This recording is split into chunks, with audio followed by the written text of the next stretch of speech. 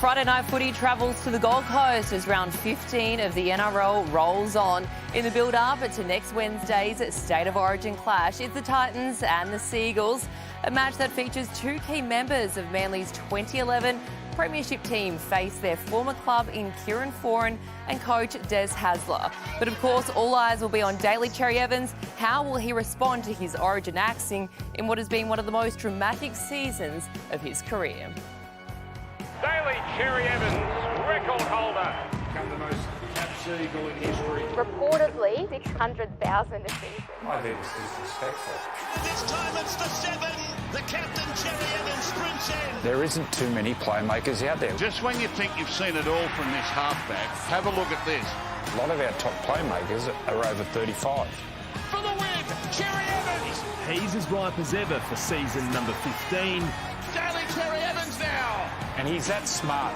Cherry Evans with a wonderful tackle, the veteran, the 34-year-old. He knows how to play the game. He knows the game. Oh, he's nailed it.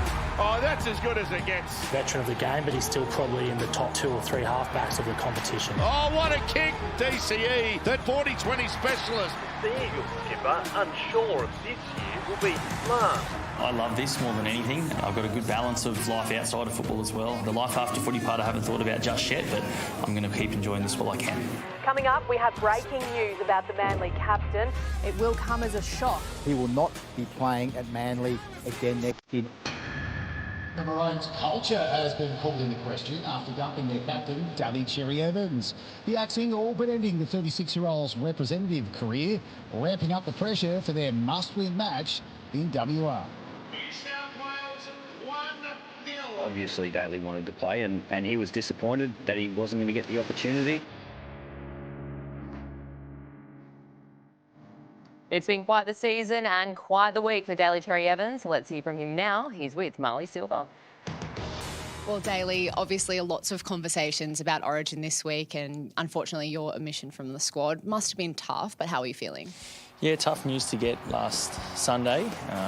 But yeah, I reckon I didn't take too long to sort of process it and move on. You know, it is part of the job, unfortunately. So I've taken it in my stride and just focused on the things that I can control, which is going to training with the Manly boys and hopefully getting a win tonight. And of course, it might bring a bit more incentive to this game to rip in your old coach, one of your old teammates in Kieran Foran out there too. What's the plan to take them on? Yeah, look, I mean, it's always great when you come up against your friends.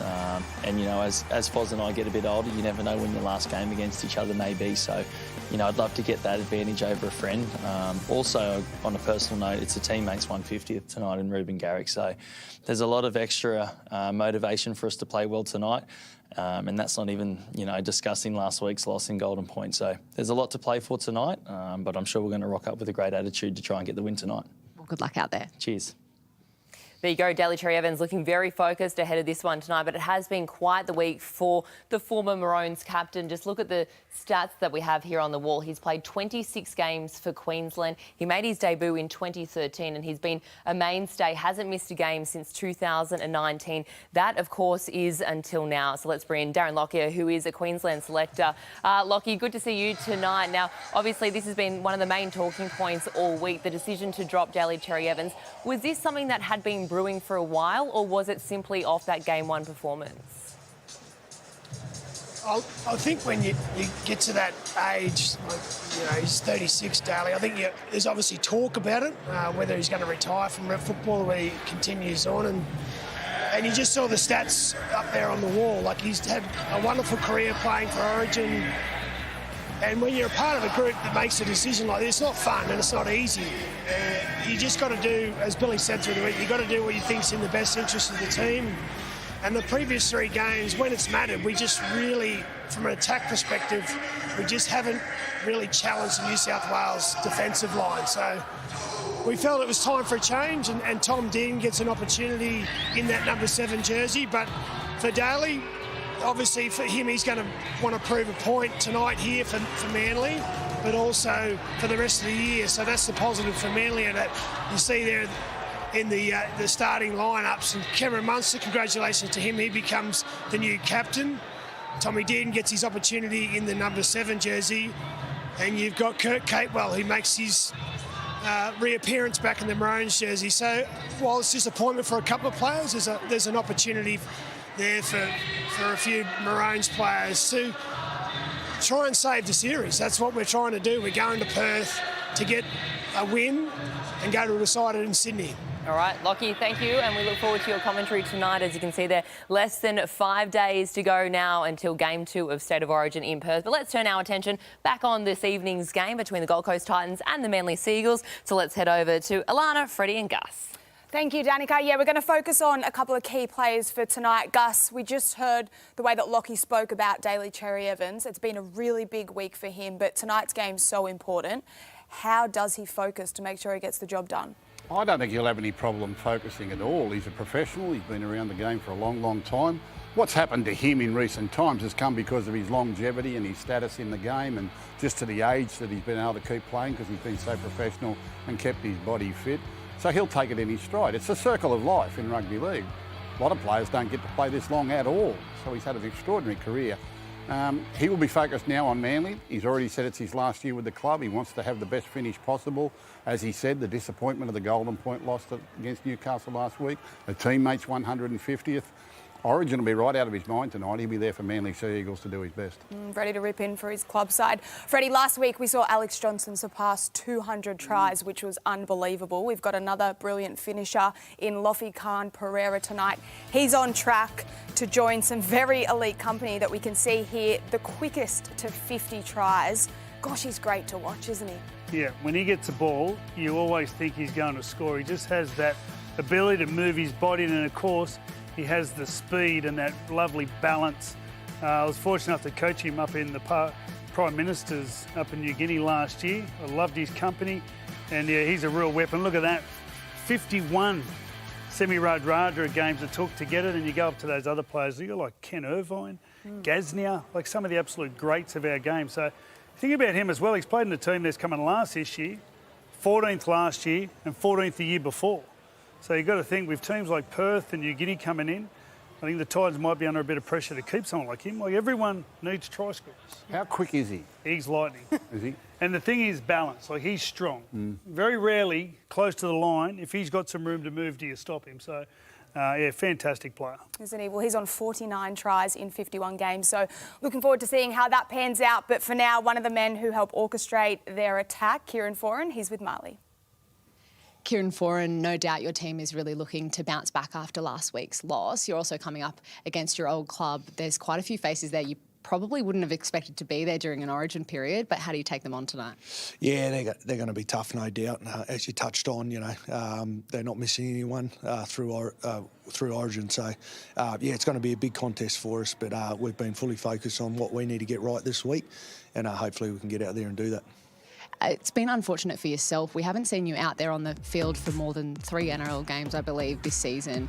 When you look at your own individual goals for the rest of 2025, what do they look like and how does that make you feel? Oh, look, at the end of the day, I'm just trying to do everything I can to search for a win. I mean, we've had a tough start to the year. It hasn't been ideal, but at the end of the day, we're the only ones that can get ourselves out of it, and hopefully it starts tonight. Well, good luck out there tonight. Cheers, Molly. Thank you.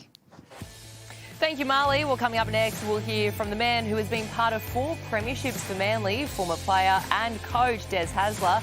Plus, what about this? Tonight, the Titans notch up a special milestone at Seabus Super Stadium. And what better way to celebrate than with a world record attempt? We'll have more on that straight after the break. This is Friday Night Footy, the Titans and the Seagulls on your exclusive live and free home of State of Origin, Nine's Wide World of Sports. He's a bit of a strange cat, Des. He is very scary. He loves his players, but he can also have a spray as well.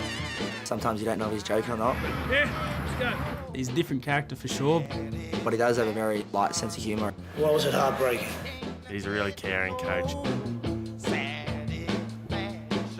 I had a conversation with him the other day about how long he sleeps. He goes to bed at 9 o'clock and wakes up at 2:30. He's in his own head a lot. He'll come down and watch training and you look across and he's just kind of staring at the grass and you can just see his mind ticking. You understand? He likes his jokes. He's actually really funny. They didn't review it. Why not? Some of them are dry. They're dry hands. That's what makes it funny, I guess. A lot of people, they only see the serious side of it. Sometimes he's blowing up, ripping doors off hinges, but he's actually really funny. He's kind and caring as well. 17 years on now, and he's still coaching me. We've seen plenty and been through plenty over the years there, so he's just a really, really caring guy. I don't think anyone in our organisation works harder than he does to bring success to the club. He's had a lot of success, and hopefully we can bring him more success this year. Oh, he certainly is a very interesting character, Des Hasler. Gus tonight up against a side that he not only played for, also coached for, and had a fair bit of success along the way. How much more do you think this one would mean for him? Yeah, there's always that rivalry there, your old club, and he'll always be a Manly boy no matter where he goes and where he ends his career.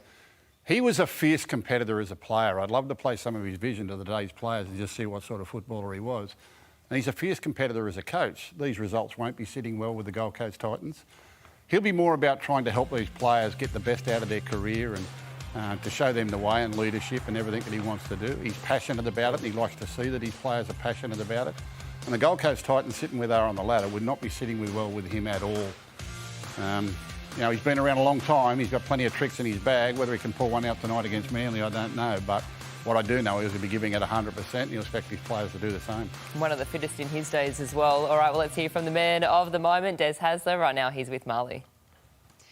Well, Des, it's been a tough couple of weeks for your boys, especially last week's loss. In the post-game presser, you were really frank in what needed to be done. Your team needed to start better. What's the lead up to this game look like? Yeah, it's probably completing and filling out an 80-minute game of football there. It was a big occasion, and I just thought we missed the start last week. And so they were spoken about that during the week, and they get another opportunity tonight. You've got a couple of players out in Origin, but Beau Fermor was dropped from the Queensland side. He'll surely be disappointed, but do you think he'll be out there to prove something tonight? Yeah, no, definitely. Beau's the kind of player that will go out and wants to really play well every game. So tonight won't be any different. This period also means there's space for some fresh faces to come into the side. You've got one NRL debutant, one club debutant. Tonight, can you tell us about them? Yeah, no, they're two young fellas that have worked really hard. So it's that time of year, Origin, with injuries and things like that. So we've got young Tukey and Josh. So it's really exciting time for them. It's been a great journey for them. So they get to represent themselves and their families tonight, and doing it in Titans colours it's a great honour. We look forward to seeing them out there. Good luck tonight. Thanks, Molly. Over to you, Alana. Thank you, Marley. Yes, let's take a look at how the two teams line up tonight. So the Titans, obviously the big inclusion is Sam Verrills. He comes back into that dummy half role. Crucial with the way that they play their footy. Tino Fasuamala-Ali and Fo Motueka still in Queensland camp. The Sea Eagles, they're 1-17, but Jason Saab being back, their try scorer, and Freddie, Tom Trbojevic. What a huge inclusion for Manly to have back there. The last time they played, round 20 last year against the Titans, Tommy had an absolute blinder. In the Westpac red zone, we could see so many dangerous aspects of his game. Do you think we'll see any of that tonight? Well, it'll be interesting how his body is. I think it's a cork that he came back from. It was real timely as well, the fact Leo Hopewadi's out this week because of his HIA. I love watching Turbo, just his tempo. He just knows when to run, when to speed up. You watch this situation where you're just dawdling. Then when he gets to the space, accelerates through the line. That's the key to hole running, accelerating through the line. 2 tries he scored last year, 3 try assists. I hope he's back to his best because there's no one better in the game to watch than Tom Trbojevic. And he'll be watching those blokes in the New South Wales team. He'll be cheering for them, but deep down he'd like to be with them. I dare say. And I think everyone in rugby league wants to see Tommy Turbo have an absolute blinder in that Westpac red zone. But for now, let's head back to Marley and Lockie for more on tonight's game. Thank you, Alana. Well, it is a milestone game for the Titans here. They're 200th at Seabus Stadium, and they're looking to make some more history tonight. Fans at home will see a whole sea of these bandanas to mark this 200 games at Seabus Super Stadium. But Darren Lockyer, could you tell us about these bandanas and why we're going to see them in the crowd tonight? Well, there's a world record. It's just over 5,100, and they're trying to break a world record tonight about how many people can wear the bandanas at once. And so in the Titans colours. You can see it there, and they're all over the seats here at the stadium. They're expecting close to 15,000 people here tonight.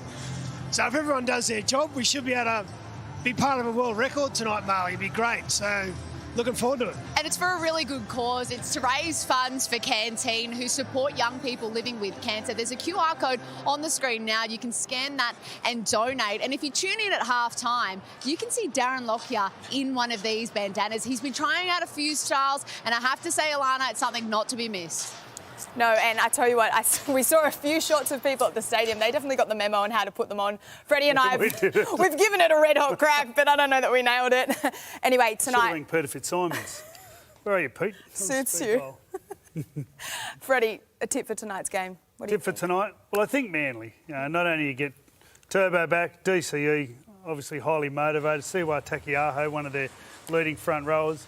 Saab, one of Turbo's go-to men. I just feel like they're going to be too dangerous tonight. And the Titans, well, they've won 3 games this year, 2 of them against the Knights and 1 against the Roosters. So, their form says if you put enough pressure on them, then you're going to get the cash.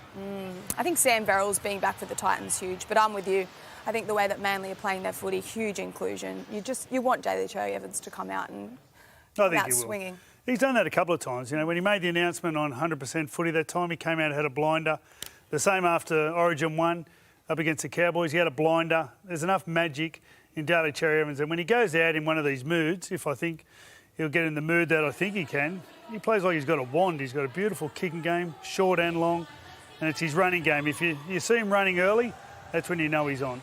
All right, Danica, Gus, surely you two have your bandanas on as well. Well, to be honest, we haven't even reached kickoff and my night has already been made here. I think Gus is wearing it with absolute style. Well, I'm Do you in. like the look of you? I'm in. Yeah. You're part of the crowd. That's good, yeah, I'm in. Count my number. There you go. All right, Gus, the UE fan vote results are in. 83% at home think it is the Seagulls who will get the win tonight. How do the Titans cause an upset? Yeah, well, in professional sport, we get in this position a lot. The game that can't be won, the game that no one thinks you can win, no one gives you a chance. How do you win it?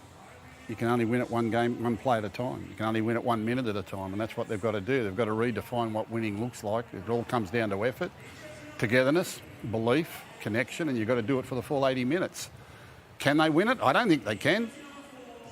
What I say doesn't matter. It only matters what they believe. If they think they can do it, and they're going to have to do it for an 80-minute performance. Jesus, I look good.